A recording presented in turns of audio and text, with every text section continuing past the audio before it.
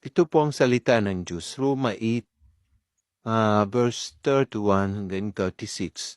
Ang pag-ibig ng Diyos. Ano pa ang masasabi natin tungkol dito? Kung ang Diyos ay panig sa atin, sino ang makakalaban sa atin? 32. Kung ang sarili niyang anak ay hindi niya ipinagkait, sa halip ay ibinigay para sa ating lahat, hindi kaya niyang ibinigay nang nasagana sa atin ang lahat ng bagay? 33. Sino ang makapaghalap ng paratang laban sa mga inirang ng Diyos? Gayon ang Diyos ang nagpapawalang sala sa kanila. Number 34. Sino ang hahatol upang sila'y parusahan?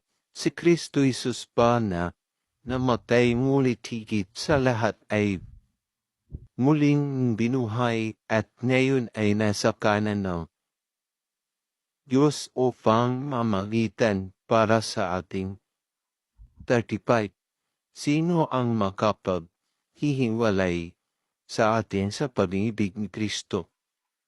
Ang kaguluhan kaya, ang kapinghatian, pag-uusik, pagkagutom, kahirapan, panganib o kamatayan?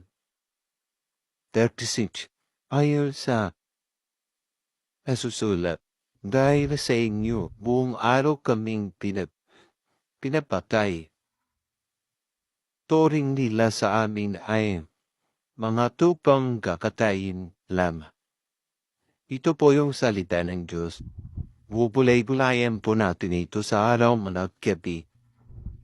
Thank you po sa inyong lahat. God bless po.